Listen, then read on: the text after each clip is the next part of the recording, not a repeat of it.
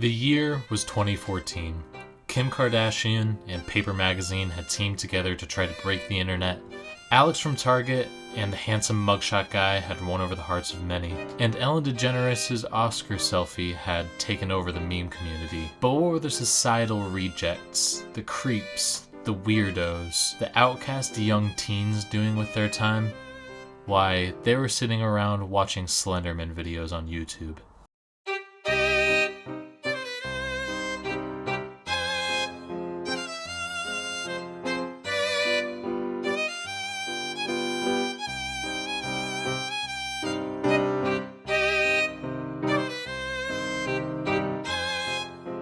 Do you guys remember when Mudahar from Some Ordinary Gamers, his main source of content was just reading creepypastas off? The man who's mostly involved with a lot of internet drama or just video game news in general, he was a large participant in the early 2010s trend of just reading creepypastas on YouTube. Now, Mudahar isn't the only name that was involved in creepypasta reading. He was just my personal favorite. There was also the likes of Mr. Creepypasta or Creeps McPasta or the Lazy Masquerade, just to name a few of those. And these are a lot of the older ones that I remember watching when I was younger, just the ones that used to be popular back then. They are still around now, I believe. But we do have the new boys on the block as well, such as Mr. Creeps and this other channel, Ray Bloom, which looks like the funniest content that I have ever seen in my life. And all of Ray Bloom's videos are Minecraft creepypasta videos, if you can even call them creepypastas.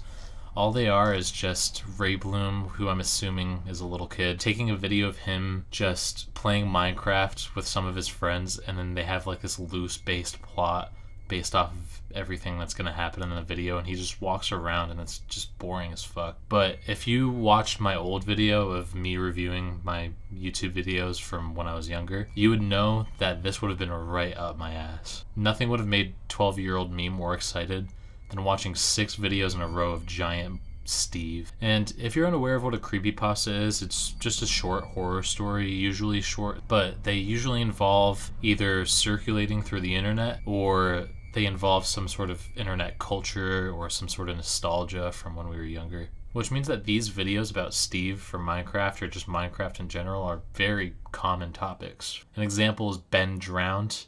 If you guys remember that one, it was about a haunted copy of The Legend of Zelda. But enough of the chatter. Let's see what's in store for us on Ray Bloom's YouTube channel. We'll check out the giant Steve videos because they look incredible.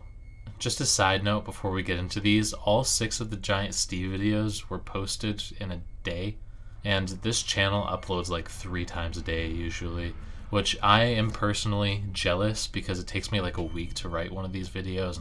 And I don't know how this guy hasn't run out of content yet.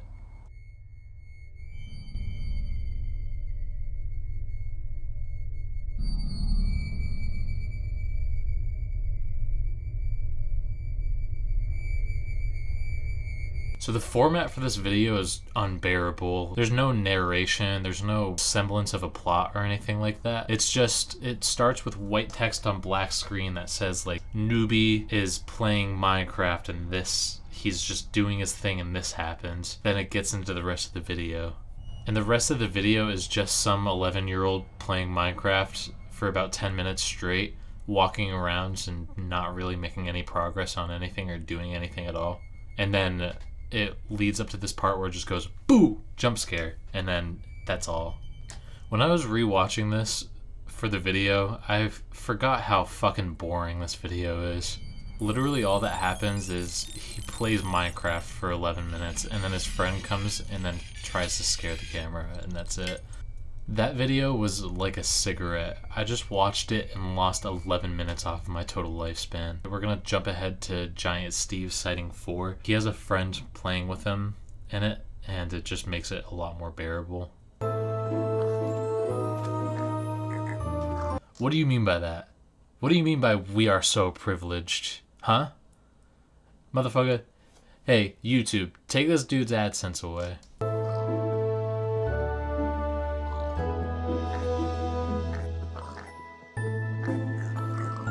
And I love our pigs. They're privileged and they love their pigs. Wait till Twitter gets their hands on these two. I swear to God. Again, nothing really happens until 8 minutes into the video on this one, and then he gets stuck behind a barrier, and he tries to run around, and his friend tries to get to him, and his friend can't. And then actually Giant Steve this time, the actual Giant Steve this time, comes and kills him, and that's the end of the video. Some of these videos on this guy's channel, and I don't encourage people to go and like harass people or anything, but some of the videos on this channel are funny. They're kind of hit or miss, and you have to pick through the certain videos to try to find the good ones, but the good ones are like very entertaining and as like a so bad it's good sort of way. Alright, let's not get carried away here though. We're not here to talk about Ray Bloom's channel, and it's not about new creepypastas either. I want to dive back into the old creepypastas that I used to watch when I was younger. I have fond memories of a lot of these, and I'm worried that I'm going to spoil them for myself, and I'm going to be like mentally distraught after this, because I haven't watched these in almost 10 years. But even if it's shit, I have a constant need for nostalgia. But let's go back to one that I remember very vividly and fondly. Running in a poorly lit room. 64 logo and Conquer cutting in half with a chainsaw. He started with a gray squirrel. Like the one that God damn it. Running in a poorly lit room, then a mangled. The gist of it is that a guy downloads a Conquer ROM that's actually named Conquer's Worst for a day. Ooh. And then all that happens is the ROM is just full of things getting murdered, and Conquer I hardly know her. And Conquer says some just irrelevant bullshit. Like at one point he just starts talking about how the person playing the ROM should not succumb to greed or be a good person and your authentic self and don't be like me. Like imagine if Eternal Sunshine of the Spotless Mind, one of the best movies ever made and one of the most powerful movies that I've ever watched. Imagine if they spent 2 hours conveying this message, and then Jim Carrey walks up to the camera and just says, "Remember, kids, your past experiences define you, and as painful as they may be, they shape you and you grow from it." And then he flashes his cock to the camera, and then it cuts to the credits. I'd be fucking pissed off. I remember reading my dad Conquer's Worst for a Day in the car on the way to his house one time, and he started laughing, and I got mad at him because I thought that this story was super scary. The worst part about this creepypasta is the fact that there's no story, there's no plot, there's no theme setting. It doesn't feel like anything was done to write it. It's just, oh, I play video game. It's Conquered. He get head chopped off. It's so crazy. Game shut off. Then I gently deleted the ROM and turned off my computer. Even now I can still hear his voice, but I know the ROM was... Why did he have to gently turn off the ROM too? He gently turned it off and then gently uninstalled it. I can only imagine him just being like...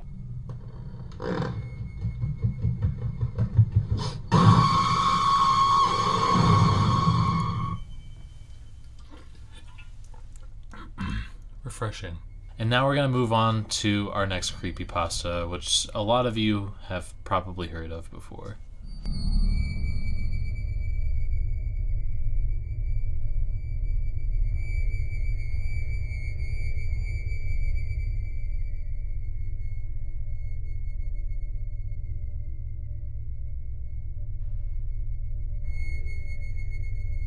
There isn't really a point to Slenderman. There's no theme that gets shoved down your throat. It's just good old-fashioned murder, baby. There's actually a significant tragedy surrounding the Slenderman, which is just the story for Slenderman being written. But actually, there isn't anyone on this earth who hasn't heard of Slenderman. It's definitely the most popular creepypasta with a movie adaptation, countless fan arts all over the internet, and stories still shared between kids to this day from when it was originally created, and also the attempted murder of a 12-year-old girl And I would love to tell you that the creepypasta off of Creepypastas video that he created around the character is as interesting as all the real life stuff that has happened around the Slenderman character, but it just plain isn't. Imagine a slasher flick without any of the visuals. A slasher flick, but a British guy is just telling you what is happening as you are blindfolded. Let's start by taking a look at the video from Creepypasta. It is 4 terrifying Slenderman stories. So we got a 4-pack here, dude. We're getting our bang for our buck. This is like the value meal. I'd never seen someone take in something and consider it deeply, and yet have such terror in their eyes. You've never been to my house before then? Oh! I'm a serial killer.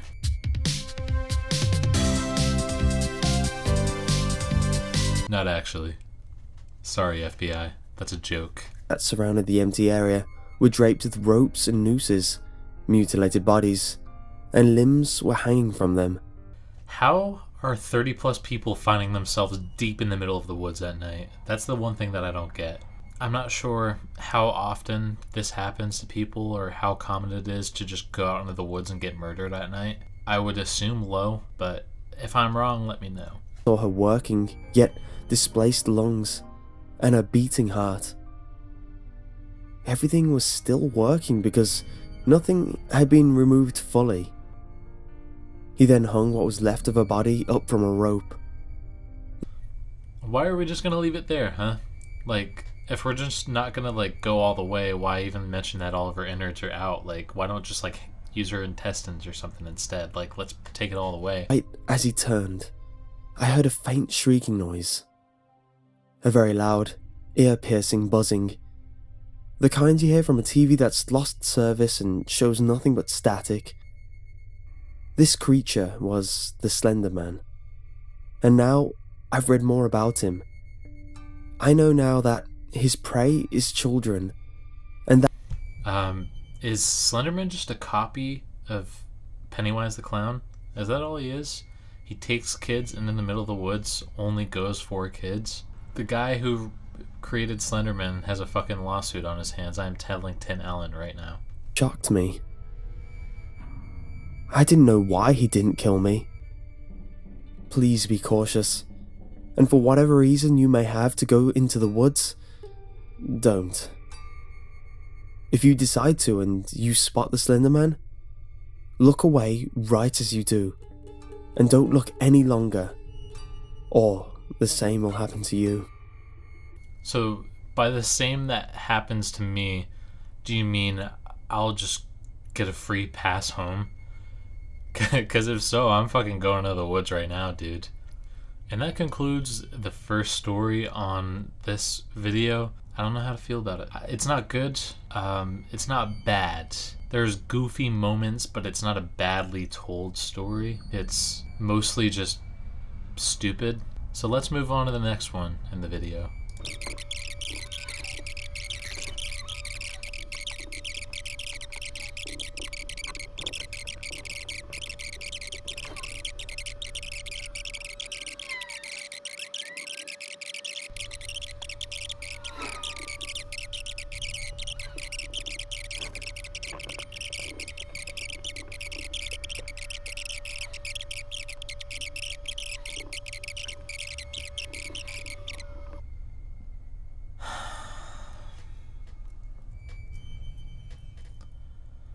That was the longest story in the video.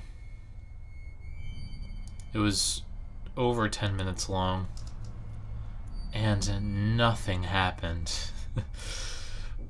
It was 10 minutes of talking, and not a single point was made, not a single thing advanced the plot. It was just driving in the woods for 10 minutes. Oh my god, that was so fucking painful. I need a minute to recuperate after that one, man. Oh.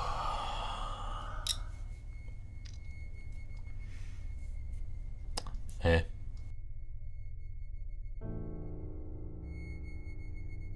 Slenders Amusement. Yeah, I need some fucking amusement. I hope I find it as funny as he does. If you listen to Slenders Amusement yourself, like if you watch it, you're gonna have a much better time with it if you pretend like it's a YouTube Let's Play from the early 2010s. You saw something white on a fat, leafless tree. A note.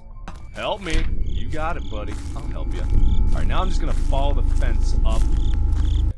And you'll have what started at a 1 out of 10 for the entertainment factor. You'll have a 3 out of 10, probably. It'll make it a little bit better. And after that comment, I think it's needless to say that I hated Slenders Amusement too. It's really disappointing that the most popular creepypasta to kind of this era of YouTube, or just the internet in general, was this guy, who I just sat here and watched 4 different stories for, and none of them were interesting to me. And the character's not even scary at all, too. I mean, like, look at this shit. What are those, tails?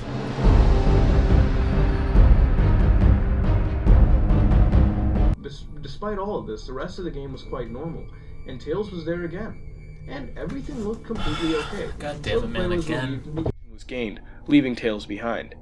After several times, something weird had occurred, and Tails' animation had changed to a Tails Abuse follows a player who downloaded a ROM of Sonic Adventure 2, and during one of the levels that they're playing on, Tails gets hurt and then won't respawn afterwards, and then it goes to the title screen and Tails isn't a pickable character, and the player gets creeped out, so he goes to the Genesis instead, and the same thing happens, and then this actually happens. Mudahar, you can take it from here. But despite all of this, the player never saw such a thing in the game. Hey, thanks, man, thanks. The player felt some sort of guilt and wondered if Tails was really in pain. I'm just gonna go out on a limb and say, if you are worried about a video game character getting hurt and you think that they have like real feelings and stuff, you might want to go to a therapist. I would not personally in that situation go on creepypasta.net and start typing up a story based on it. This creepypasta fucking sucked. This one was even harder to pay attention to than the Conker's Worst Fur Day one. Like, ooh, scary. Tails gets beat up like a little pussy, and then he dies. Whoop-de-doo. Maybe if Tails didn't suck at this game, it wouldn't be a fucking issue. Sega, have you thought about that part? Or Sonic, or whoever the fuck is having this issue? Maybe if Tails could not get hit by shit ridiculously easily, it wouldn't be an issue. And these supposed text boxes that keep coming up are just so goofy to think about. If I was sitting there playing Sonic Adventure 2 and I saw this pop up, I would probably laugh. Somebody get the 17-year-old Yu-Gi-Oh player out of my Sega Genesis. I just want one good creepypasta, please. I just want one good one. Alright, let's get to the next one. The test subjects were political prisoners, deemed enemies of the state during World War II. Oddly, they all seemed to think they could win the trust of the experimenters by turning over their comrades. Subjects hardly complained, having been promised falsely that they would be freed if they submitted to the test and did not sleep for 30 days. After 9 days, the first of them started screaming. He continued attempting to scream, but was only able to produce occasional squeaks. At the top of his lungs for 3 hours straight. He continued attempting to scream, but was only able to produce occasional squeaks. The Russian sleep experiment is about a group of Soviet researchers in the 1940s who decide to do an experiment on 5 political prisoners, where they stuck these prisoners in a chamber and pumped it full of a stimulant gas for 15 days straight to observe what it did. It devolves into all the prisoners going insane, ripping open their stomachs and eating pieces of themselves. They all tear off their eyelids, until it finally gets to the point where the researchers finally take the subjects out of the chamber, and they start begging to go back into the chamber and have the gas turned back on. I'm reading this all at night. I don't know why I chose to do it at night, but shit's tweaking me out a little bit, man. They also became immune to sedatives, And when one of them finally falls asleep after not being on the gas, he just dies instantly. Finally, there's just one left by the end of it, as the others have died horrifically. And the commander of the station that all the researchers are doing this experiment at tries to force a few of the researchers into the chamber with the remaining patients so that they can turn the gas back on. And one of the researchers steals the commander's pistol, shoots the commander, shoots the final test subject, and that's the end of it. So, at its bare bones, it's basically like if you and 4 of your buddies went on a 15-day cocaine binge. When I was making this video, I remembered the Russian sleep experiment being a really good creepypasta that I loved when I was younger, but I haven't listened to it in probably the same amount of time that I mentioned at the beginning of the video, about 10 years. And after watching this one, it's still really good. There are a couple of parts that I do dislike that I'll get out of the way first. My first problem is I don't know if this is being added in by the creator of these videos or if this is just actually part of the original story. Throughout the video, the narrator keeps doing that stereotypical creepypasta voice where you go, and the this. Oh my god, the this. Like that sort of shit. Loudly than they had ever heard before, attempting to talk while struggling. And it just shits in the story's face because what this story did so well was it sounding like a documentation of events that happened, an unbiased, like non-point of view thing where it's not really a person's experience that it's talking about, which always comes out wrong because people who write creepypastas can't get emotions down right. They don't know how to convey emotions very well. And most of the story did this really well. Another thing I really disliked was the ending of this creepypasta as well. It's not as bad as the I Am God creepypasta, if you know which one I'm talking about, but it's still pretty bad.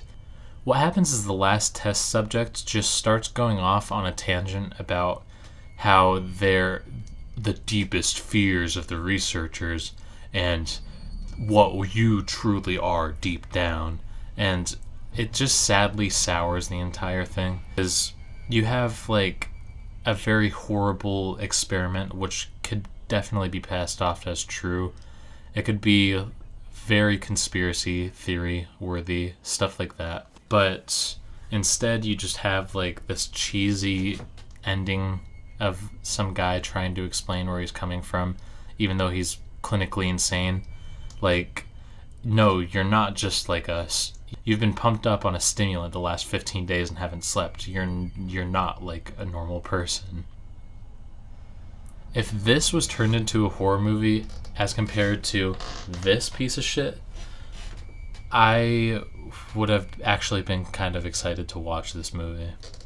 All in all, I had a lot of fun revisiting these videos. One was still good, every single other one is still bad, but even though I ended up actually upset at some of these stories because of how just boring they were, I still had a good time going down memory lane. I hope you guys did too. If it's something that you guys would be interested in, let me know and I'll come back and talk about some more of them. There are like 5 others that are wicked popular that I didn't talk about here, like The Rake and Ben Drowned. And so yeah, just leave a comment if you want to see those ones. Next week, I'm going to be back with another horror-themed video for October. I want to do one each week leading up to the 31st. On the 31st, I'm going to try to get a Halloween special type thing out. It's going to be a little hard because I have a lot of stuff going on this month, but I like doing these and I want to get them to you guys. So if it's like a day late, I apologize. Anyways, my name is Quidea. I hope you guys enjoyed this video as much as I did making it. If you did, give a like to the video maybe, show me a little love, subscribe to the channel, and I will see you next time. Bye.